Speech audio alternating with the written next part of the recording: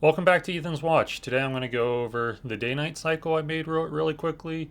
I'm going to talk about some of the issues I've had with creating the AI, just some early steps for that. And then also I created a new project where I copied all of this over, and then I just made that into its own level.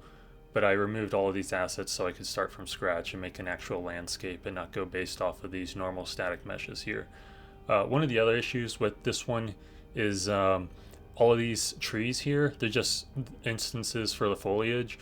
So I do want to make them a dynamic actor that they'll spawn in and then they'll also be able to be destroyed in the actual game. So that's also part of the reason why I want to go and make a new project from scratch. And that was just a simple 30-second day cycle right there. But I'll go ahead and make a new project. And here it is. So like I said, I just made a basic landscape. I added the garage to it. I didn't add any of the other parts of that default map just because I'm trying to figure out how it's going to look and flow right now, and just try to make this look as similar to that as I can. So this was my first attempt for making an AI. This one is just physics-based movement, so they're just moving off of the forces to move around the capsule. So they do get stuck quite a bit. And here, what's going on is when they're trying to jump, they do like continuous jumping. So they just have continuous impulses pushing them up higher and higher. So that was really fun to play around with. But yeah, maybe a different game for that. But yeah, that was really cool getting some super high jumping zombies. But was able to figure that out. I fixed that. It wasn't great, but the green characters here, those are the ones that have the physics-based movement component, whereas the red actors there, those have the normal character movement component to move it around. And I wanted to break it out into two different sections to see how it kind of worked out between them. I ended up deciding to move forward with just using the normal character-based movement because it was less coding. For one, it was a lot simpler, and it didn't quite, the physics-based ones had some issues moving around that I didn't want to spend too much more time with, but it was a pretty interesting experience trying to figure that out for the first time, so I did enjoy that. So I played them all, and they're all focused on the character right now. And then this way you can kind of see the difference.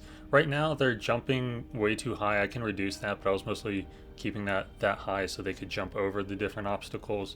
Whereas the character movement component, the red ones, they can just jump over a little bit more easily. And so part of the other reason for the car and when the car collides with them, because with the physics-based ones, it should knock them back very easily, whereas the character component class, you have to add in an extra step for that to happen, which I didn't do at this point in time.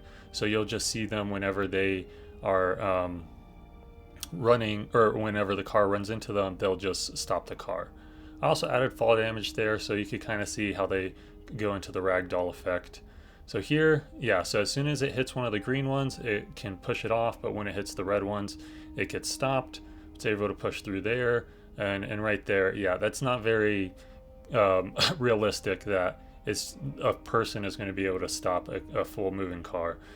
So those are the character movement component class ones, and real quick, you can just see here when I hit the green ones, yeah, they move right out of the way, which is pretty cool. I'm not going to end up using them for this series, but it's a good experimentation if that's something that you want to use for something else. But I like I like where it's at so far. Moving forward, I'm going to definitely clean up this map and make it look a lot better for the next devlog. And then I'm also going to start adding a little bit more logic into the AI characters themselves, because they definitely need a lot more work.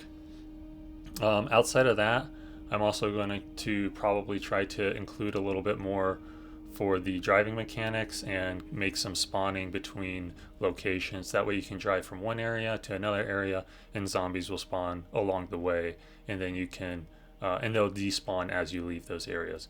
So those are the big things I'm going to do for the next one. Please let me know if there's anything else you'd like to see or me include in the game.